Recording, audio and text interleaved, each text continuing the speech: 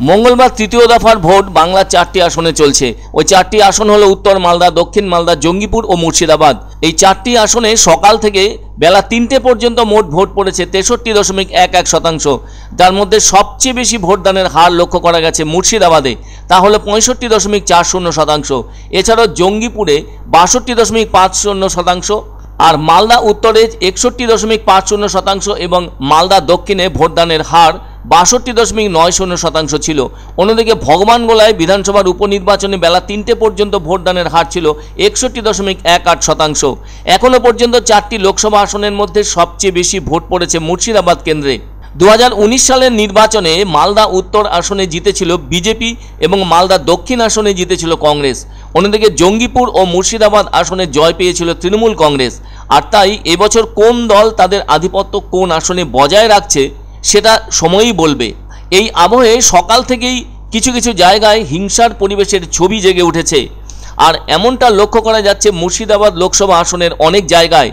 অন্যদিকে উত্তর মালদা লোকসভা আসনের ভেতরে থাকা সোনাঝুরি সহ বেশ কিছু এলাকায় ভোটারদের প্রভাবিত করার অভিযোগ উঠেছে তৃণমূলের বিরুদ্ধে। আবার ইংরেজবাজার পৌর এলাকার 21 নম্বর ওয়ার্ডের বেশ কয়েকজন জীবিত ভোটারকে তালিকায় মৃত দেখিয়ে নাম কেটে দেওয়ার অভিযোগ উঠেছে তালিকা যারা তৈরি করেছে তাদের বিরুদ্ধে। গয়েশপুর নিম্ন বুনিয়াদী বিদ্যালয়ে 89 ও 90 নম্বর বুথে তারা এসেছিলেন তাদের সাংবিধানিক অধিকার প্রয়োগ করতে। যেহেতু নামের ক্ষেত্রে ওই রকম অবস্থা, ফলে হতাশ হয়েই তারা বাড়ি ফিরে গেলেন। আবার শামশেরগঞ্জের হিরানন্দপুর প্রাথমিক বিদ্যালয়ের 219 নম্বর বুথে কংগ্রেস এজেন্টের ওপর চড়াও হওয়ার ঘটনা ঘটেছে বলে অভিযোগ উঠেছে তৃণমূলের বিরুদ্ধে। অন্যদিকে শামশেরগঞ্জের 125 ও 126 নম্বর বুথে অশান্তি বাঁধানোর অভিযোগ তৃণমূলের বিরুদ্ধে ওঠানো হয় কংগ্রেসের পক্ষ থেকে।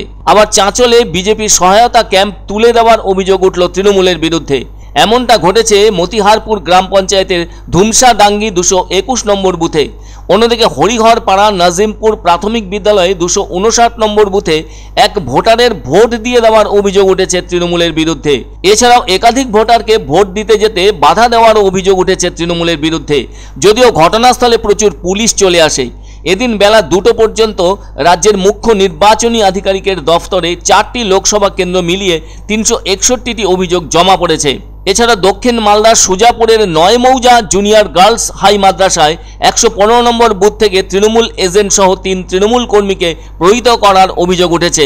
এদিন দুপুর প্রায় 12:30 নাগাদ গোপীনাথপুরের পর কেশবপুরের অবৈতনিক বিদ্যালয়ের বুথ থেকে আরও এক ভুয়ো এজেন্ট ধরলেন সিপিএম প্রার্থী মোহাম্মদ সেলিম। ওই ব্যক্তির নাম আইনুল হক। ওদিকে খড়গ্রাম বিধানসভার ইন্দ্রাণী গ্রাম পঞ্চায়েতের 77 ও 78 নম্বর আসলপুরের বুথে ভোট দেওয়ার পর ভোটারদের জন্য মিলছে চা, বিস্কুট, মুড়ি এবং ঘুগনি। কংগ্রেসের পক্ষ থেকে এমন খাবারের আয়োজন করা হয়েছে বলে জানা গেছে।